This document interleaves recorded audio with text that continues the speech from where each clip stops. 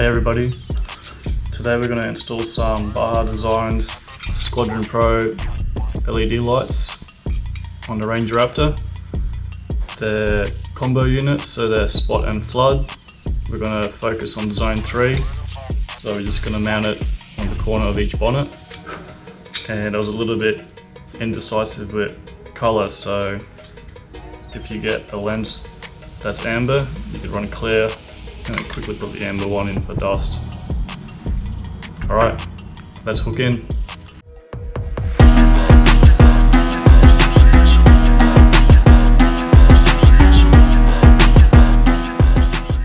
I bought these lights from Struts Engineering.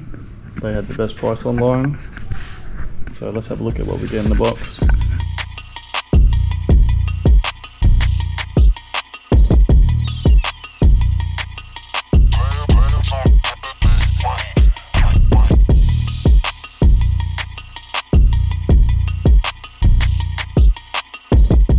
Alright, so the game plan is to chuck these Baja Designs LEDs with their own little bracket on a bit of an offset bracket on the GMF gas strut kit that also hold the UHFs.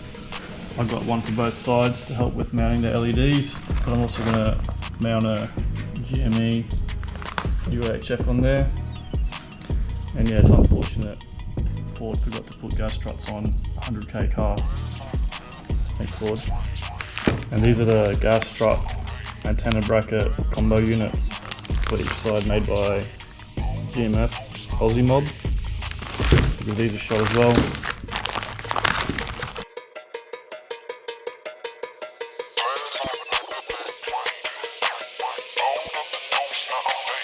Perfect.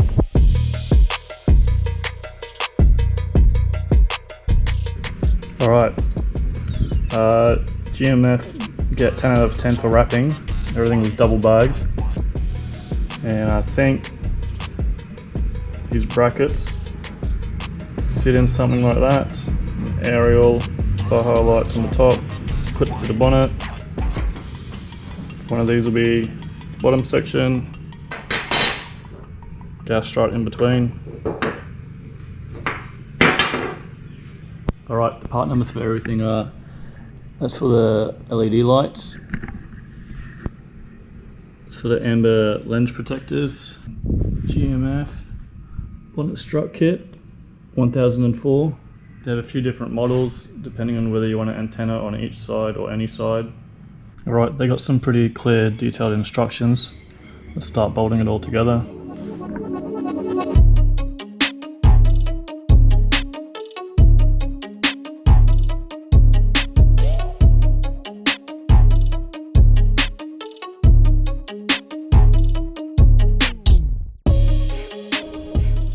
Okay, those brackets went in pretty easy.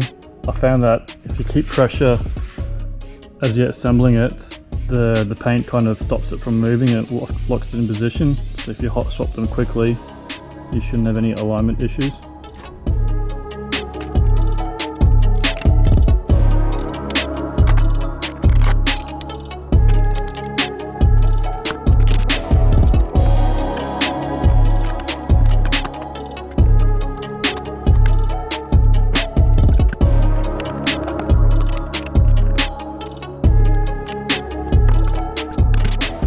Check that out, looks awesome.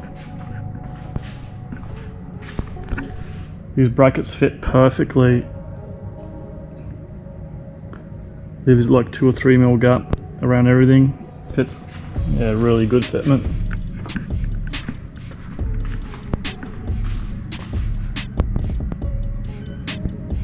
Yeah, that's awesome.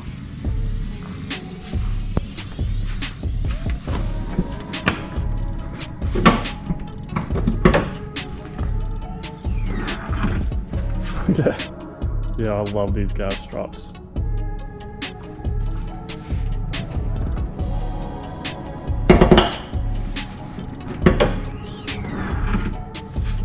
Oh, I gotta whip up a bit of a bracket to offset the LED light so that we can still put the UHF aerials in the correct spot.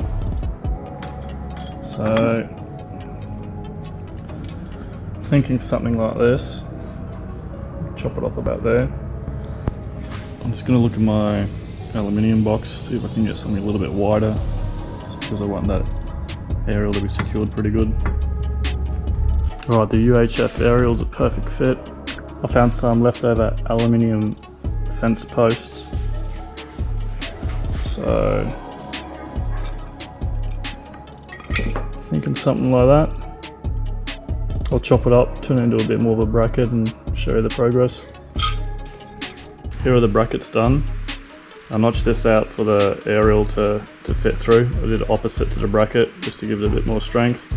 I think I start off with 14mm holes there, and these are 10.5 for the LED brackets to about 2.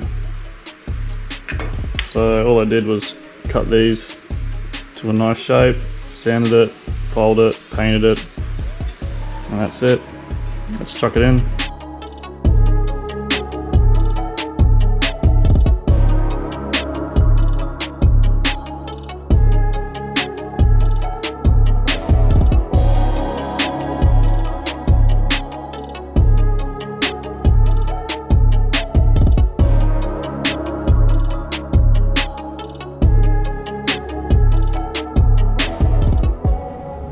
Since I had it jerry rigged up for a little disco lighting, I thought we'll do a quick power draw test. This is the included harness that you get with it. So if you don't have a premium pack, all you have to do is connect it to a battery and you have a switch and a relay for it. So we'll just crank it on. See how much juice it takes. So not even 7 amps.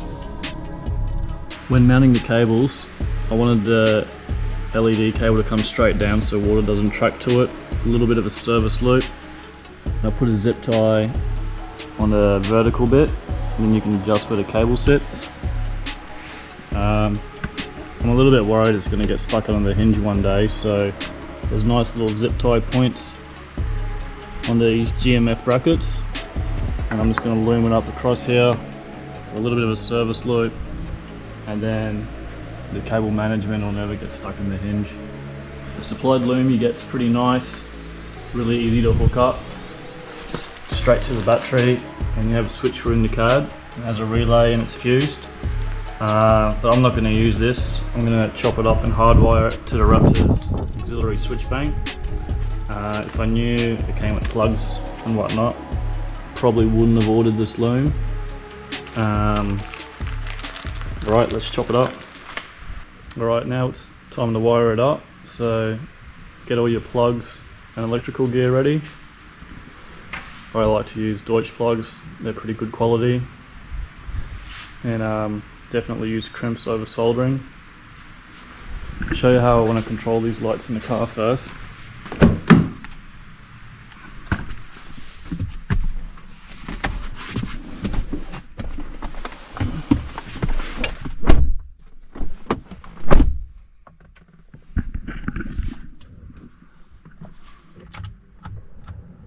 Alright, I'll show you how these switches work.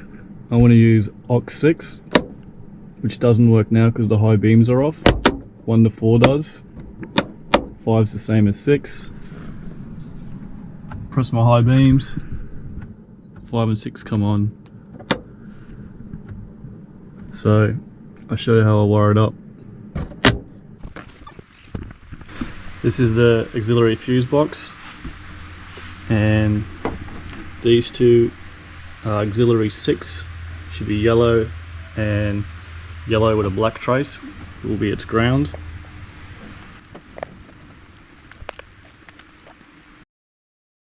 Alright, nice.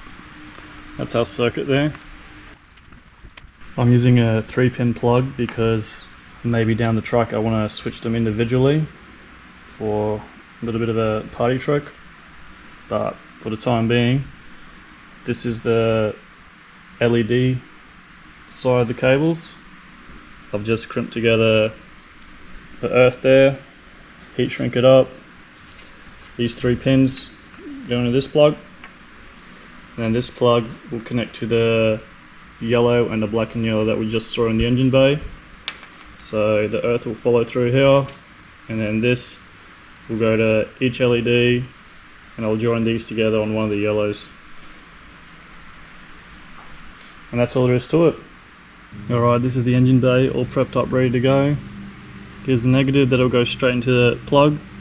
Here's the positive auxiliary 6 switched wire, crimped on to 2 tails, just so I can use them individually in the plug. If you can use a good quality dual wall heat shrink, you'll never have water problems.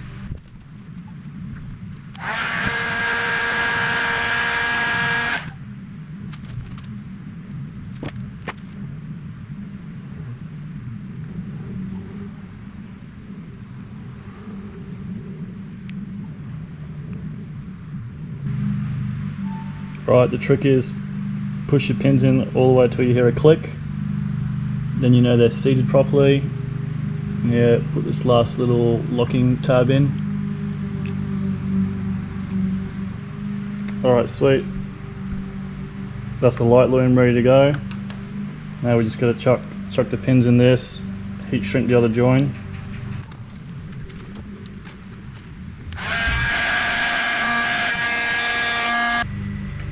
Right, you really got to crank the heat on the dual wall heat shrink so that you melt the inside resin goo stuff. And it'll just come out each side. Always make sure you chuck a bit of tubing over single insulated cable. That way if it ever chafes somewhere, you don't get a short straight away.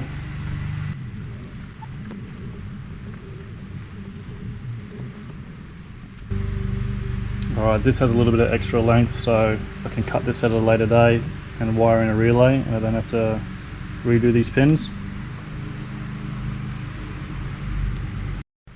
Alright, this is everything tidied up, zip tied together. Nice black Deutsch plug, matches all the other engine bay plugs. Ran across here. This goes over to the driver's side. Passenger side has a nice little service loop here. This little service loop over there doesn't interfere with the hinge. Just zip tied it across with the factory loom over there. And then over here, just zip tied it really well to the bottom of the bracket.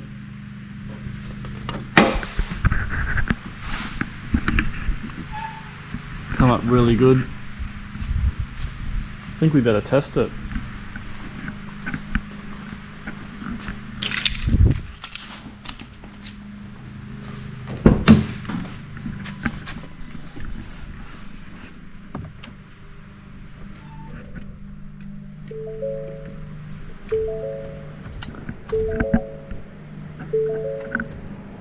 Oh yeah.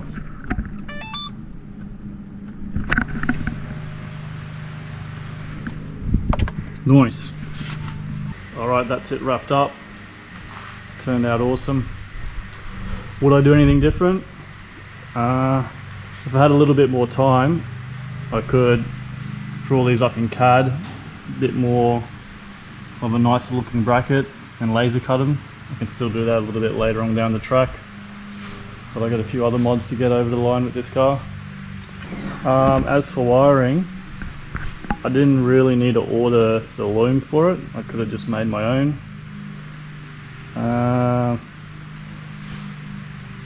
Another thing I'll do a bit different, if I had a little bit more time, I probably would have put some more slack on this cable, just so I could tie it in a little bit better. Other than that, it turned out awesome. Alright, thanks for watching. I'll see you on the next one.